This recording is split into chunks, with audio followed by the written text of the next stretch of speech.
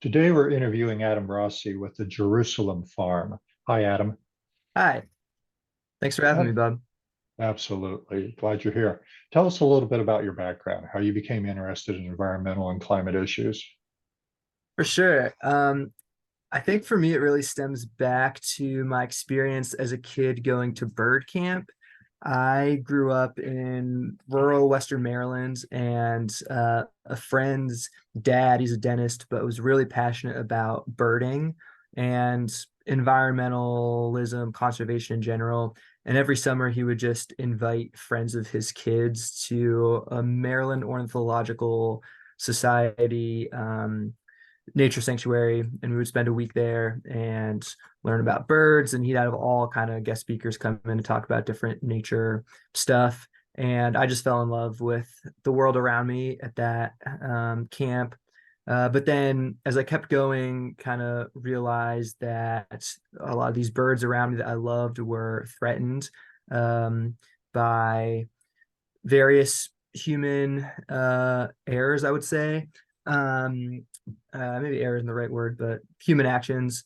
Um, and and then eventually I realized, well, it's not just birds' lives; it's lives of a lot of things in our world, including humans, that are threatened, and that really broke my heart.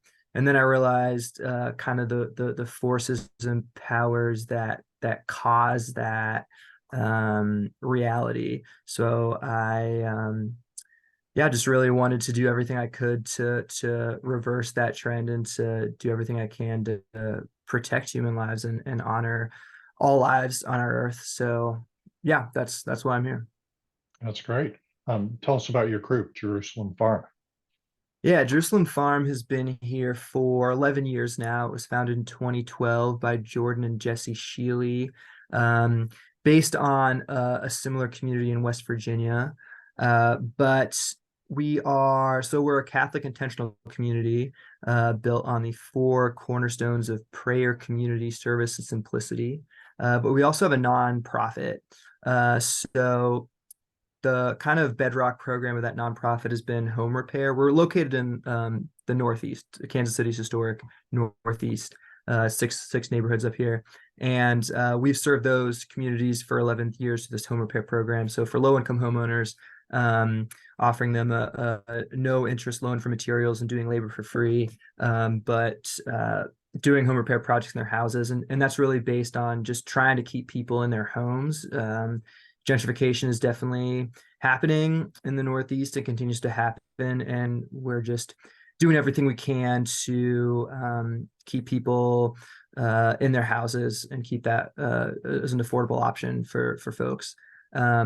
And more recently, since I've been here, another way we've decided to go about that is to address homeowners' energy burdens, which can be super high, especially the lower income that people make. Typically, the higher percentage of their income they're spending on electricity bills and heating and cooling their homes. And weatherization is definitely a huge part of that. There are a lot of good programs in Kansas City that do that, and some of our home repairs have basically been weatherization things. But the other side of that is also generating that electricity themselves instead of having to pay a utility for that electricity. So that's the work I've been doing here is to get this program off the ground, calling it Empower the Northeast. But the idea is to give homeowners in the Northeast an affordable option for rooftop solar power systems, so that they can generate that electricity from the sun at an affordable rate for them, and open up some income for other areas of their lives. You also have a Care for Creation program. Can you talk about that? Yeah. So, yeah, I would say it's not just solar power. We also do some other things that fall in that realm of care for creation. So we grow a lot of our own food. So we have several garden and orchard properties, both on our property and kind of scattered throughout our neighborhood here that we help maintain, and just kind of to try to produce food in a sustainable way and kind of not using a bunch of um, major fertilizers or nitrogen fertilizers, et cetera, the way that Big Ag does.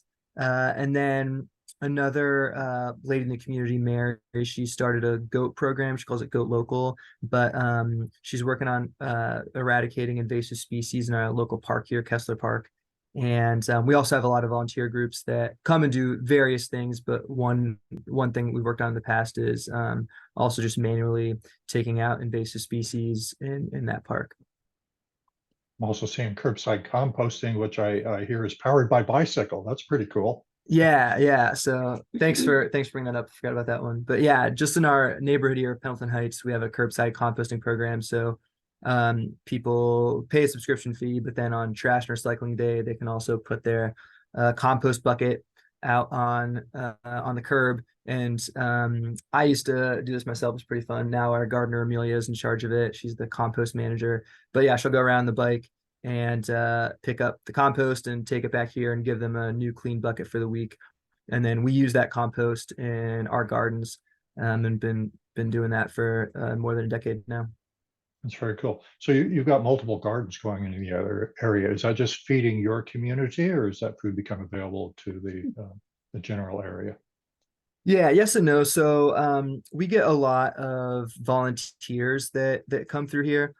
So the like in our backyard garden, a lot of that food we either use fresh or preserve it, and that goes towards not just feeding our community here, but also volunteer groups that come in here. We'll have high school and college students that come for a week long in the summertime, and we use as much locally grown food as we can for that.